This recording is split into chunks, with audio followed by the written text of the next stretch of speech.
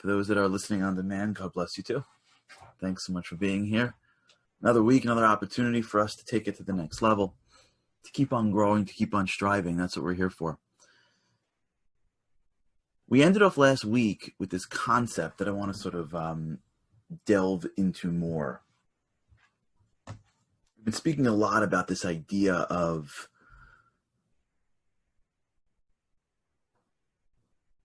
speech, of the impact that it has on our minds.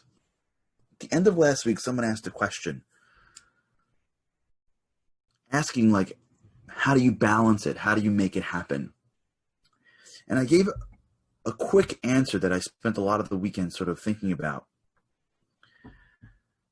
What I really want to sort of open with today is this idea that when we talk about personal growth, when we talk about change, we have to remember that as human beings, we're really not great at responding to things that we can't do. There's a reason why kids just don't listen to no.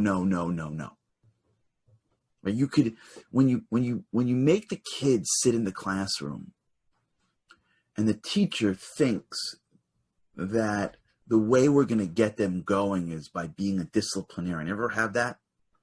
They were much more common when I was growing up, but they're still around today. Like pure disciplinarians. I don't mean teachers that have to control a classroom. I mean disciplinarians. I remember one time in one of my kids' schools, we went to parent-teacher conference. Not the one where they tell you about the kids, the one where the ones where you go to it in the first day of class, that's like it's like the fourth day of class and they bring all the teachers in and the teacher presents her plan. That one? And we all sit in the desks. There's always like one parent that like asks the question, she's like, gives her presentation and she's like, any questions? And we're like, no, we just go home. And one's like, yeah, I have a question. And then I was like, you got to be kidding me. You know what I'm talking about? That one. One year, a teacher gets up and like presents her approach. And her approach basically was like, I'm going to whip those boys into shape. Like, I'm just going to whip them into shape. Like when they get out of here, they're going to be sitting in the right place. They're going to be standing straight. And I'm thinking like, I don't know if this is going to work. But, she promised to whip all of our boys into shape. And then like 6 months into the year, like it was an unmitigated disaster. Because discipline doesn't work for discipline's sake. You got to use everything in your power, right? When you're a disciplinarian, you got to have a lot of fear that's, sort of driving the mechanism. There's guilt. You got to use everything. And even then, no one's happy.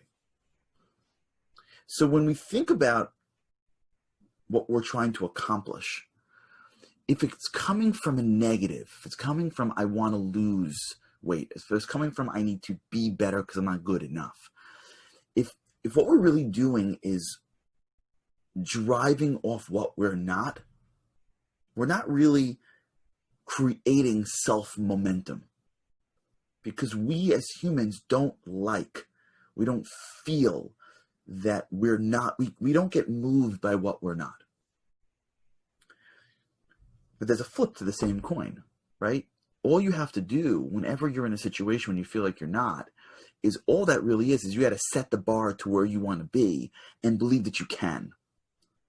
This is based on research done out of the University of Stanford. They call this the Stanford Magical Review, believe it or not. That's how I learned it. Which is when you sit with an employee and you review them, there's two ways of doing it. There's, let me tell you what you're not. And that usually doesn't work. Then there's, let me explain to you the bar we have for you, and let me help you get to, or let's fill in the missing blanks of what we would ideally want of you and where you are now. It's the same thing. It's just that one is articulating it from what you aren't already, and one begins with setting the bar somewhere and saying, this is what you could be. I am less versus I need to be here and I'm not there enough. It's all a flip in how you motivate people. Honey, I know you can be here and I want to help you get to now. At some point as they get older, it gets harder to say that, but when they're little, forget about it. Or you express it, or you exude it. or you at least envision it. Our marriage should be, our parenting should be, the world should be, my career should be. We should set expectations of ourselves and then allow ourselves the excitement of trying to reach up versus say, I am not, and now I have to fill this in. When the rituals are attached to the things that you are not, they don't last. When they're attached to the things that you're going to be, they start lasting because they get exciting because you find the way to get it done. Oh my gosh, Rochelle called it well. I said Stanford Magical Review, and she was expecting Andy to knock that out right away. Awesome. Andy, someone's calling you out. I said a word about research, and you're, awesome. The expectations of the crew. I love you. That's great. Great. Oh, Andy already searched it. He can't find it. Okay, I got to make sure that's how I learned it. Maybe there's another way of doing it. But Andy, for sure, Andy was already on it. Now, why is it so critical for? Because where we ended off last week was this concept that we want to motivate ourselves, but how do we take it to the next level? Now, one of the things that wherever you are, that you can take something to the next level is by setting the bar further wherever you are right now. So the question was, how do I spend more time with my family? How do I be more focused? I got so much going on in my day. How do I be more focused? Right? That's a standard question that all of us have. So really what ends up happening is whenever we're engaged in something, we end up being pulled in so many directions because we're just trying to catch everything. We're trying to do everything. So now if I have to focus on one thing, where is that coming from? What is driving the additional focus? Is it, I'm not good enough, so now I have to be better?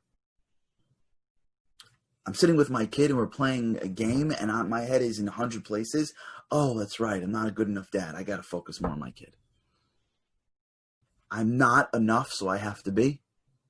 Oh, I really should be more attentive to my client. Apparently I'm not good enough at my job now, but I know how to get there. I have to be. So even though it sounds very similar, and I hope I'm making the point, it's really coming from a place of I'm not enough. So now I have to. I'm not enough here, so I have to now find a way to give more attention or more focus here, because I know that if I give more focus here, it's going to make it feel better because I'm not enough. Now just flip it and say, okay, I want to fully understand my kid. It's my goal. I'm fine. But now I want to push further. I'm good enough. I'm enough. Am I perfect? Nobody's perfect. I'm enough. I'm not saying that that's healthy all the time. But let's say for now, I'm enough. I want more. I want to understand my child.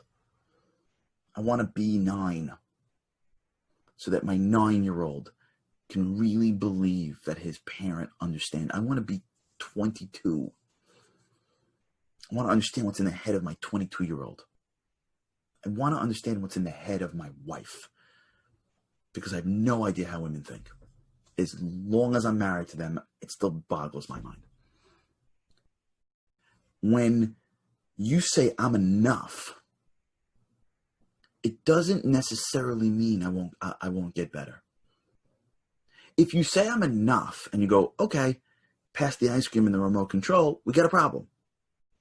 But if you're the type of person that's trying to grow, if you engage in things from a place of I'm not enough, so now I need to, right? The idea of losing weight is a failing proposition from the get-go.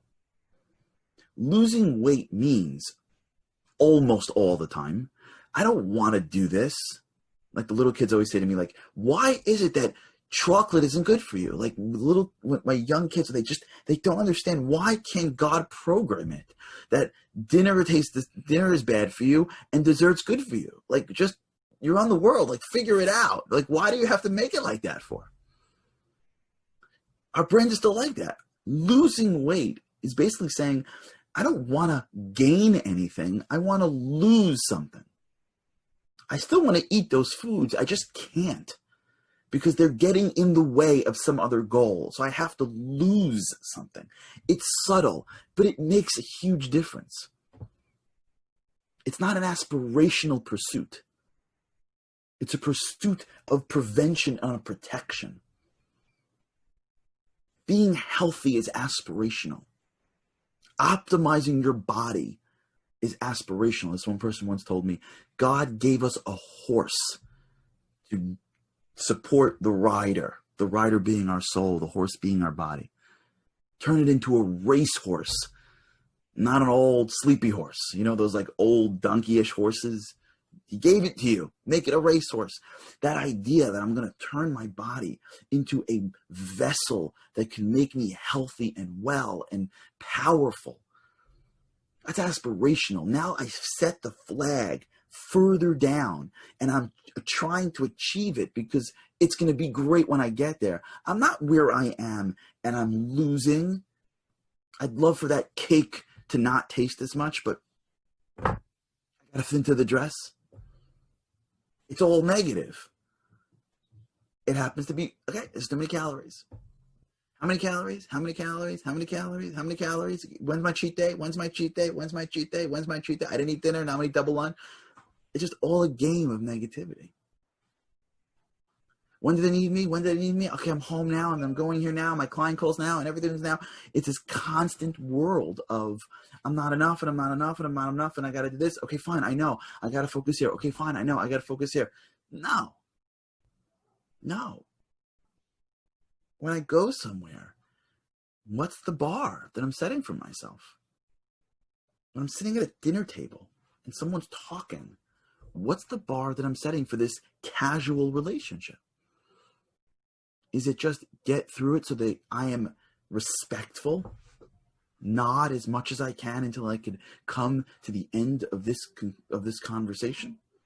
Is that the bar, that they don't think I am disrespectful to them? Is the bar, I want to understand what this person is saying because they're valuable, because they're a human being. Okay, I got to use common sense. I can't get lost in every conversation forever, but I happen to be sitting next to somebody and they happen to be talking to me and they happen to be a piece of God. Why don't I hear what they have to say in a way that I'm actually validating them? I don't know. I'm here anyways. You ever know those people that when you talk to them, they're already looking past you? Did you ever get that feeling? Back in the days when we used to like go to events, I don't know if they'll have it. I don't even know.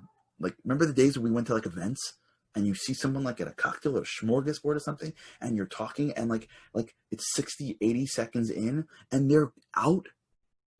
They're listening to you, but they're out. Is it more offensive? You're like, what in the world is more important? Like, where are you going? We're talking. You know what I'm talking about?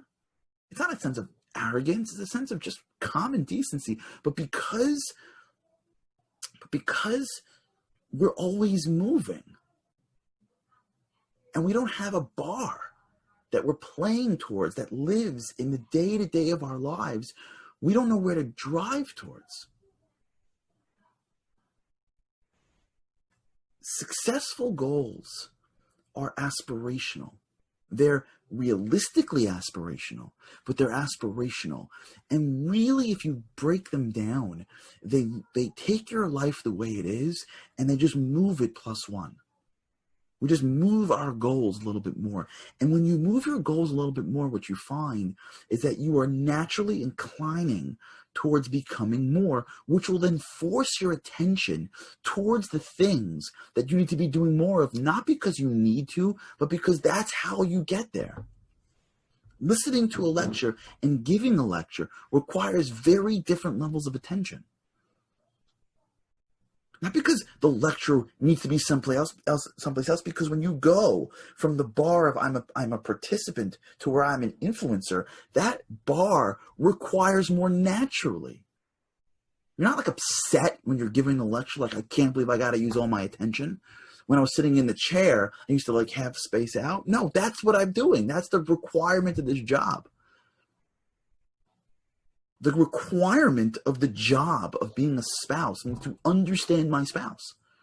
I can go my whole life and still never once understand my spouse. I'll just be me and she'll be her, and we'll just keep on rolling. And when things are connecting, amazing. When things are not connecting, I go into my space, she goes into her space, and off we go. But what if I change the bar? Now the bar goes up, and now the bar for my marriage is I need to understand my spouse 20% more than I did before. Now when I walk into the relationship, I'm not fighting for attention. That's just what's required of me. And I'm doing it not because I heard some class about marriage and I should give my wife more attention, and I know that I got 50 other things to do, and I know I'm busy, but now I got to give her attention. No, I am on a mission. My mission is 20% more understanding of my wife. When I'm engaged with my wife, there's an aspirational excitement that I'm closing in on my mission. It's a total flip, in my opinion, of how we set our goals. If we're not going to put the bar further down the road as who we could be, and we take on ourselves things to do that is going to be what they're going to be, sort of like filling in cans versus striving for cans, over time, at some point, the cans just fall away. Because to fill in a can't, I'm not good enough. To fill in an I'm not requires fear or guilt or some feeling to maintain that the negativity, which can drive you towards getting stuff done. Yeah, of course. Of course you could drive behavior through negativity. Of course you can drive behavior through self-loathing. Of course you can drive behavior through reminding what you're not. People do it all the time. You remind our children of this. This is the ticket thing that we realized over the summer. I'm going to talk about this one day about tickets. This summer, my kids spent a lot of the summer home. We didn't put our kids in camp in the beginning of the summer. So my wife and I ran like little Harari day camp over here. Actually, sleepaway camp. They sleep in my house at the end of the day too. And I bought a roll of tickets. I kid you not. A roll of tickets. You know, the tickets they give out? And I started to not discipline, but I started to encourage, not based on what, it would be a disciplinary move, do this, or we flipped it. If you do this, then you get a ticket. It's an incredible exercise in parenting when you can control tickets. It's amazing. Set aspirational goals for them. Give them tickets along the way. But that's really what I think is a critical piece to this, is the ability of, the role model. Yes. This is really what the vision is supposed to be doing. The vision isn't supposed to be giving us things. The vision is supposed to be setting a bar for the way I live my life. And that bar should be further. I'm not getting it, I'm becoming it. But what's critical is that whenever you find yourself in the world of I can't, or I'm not, or I should be, it's important, but it's never going to last. The bar should be what really an aspirational bar. And when you set the aspirational bar for your life, you find yourself doing the same activities, but for a different purpose. When you set a bar of being healthy, and that's who you want to be, you find yourself fighting through that workout much different than you want to lose weight. You're not eating like some fat-free chemical-induced cookie because like you figured out that like you're not calculating content in the back of some diet whatever box. Your mentality shifts. When you find yourself being aspirational, you throw the flag further down, and now you got to go to it. Yeah. When you go to it, you find yourself getting excited because what ends up happening is you go a little bit, and if you achieve one good thing, on the path to something aspirational, you're now inculcating real internal motivation. And that's what Rochelle just said, yeah. And you have to learn how to give yourself a pat in the back every once in a while. We'll talk about that maybe tomorrow. All right. Thanks so much for joining us in the boost today. with God's help, I look forward to seeing you tomorrow.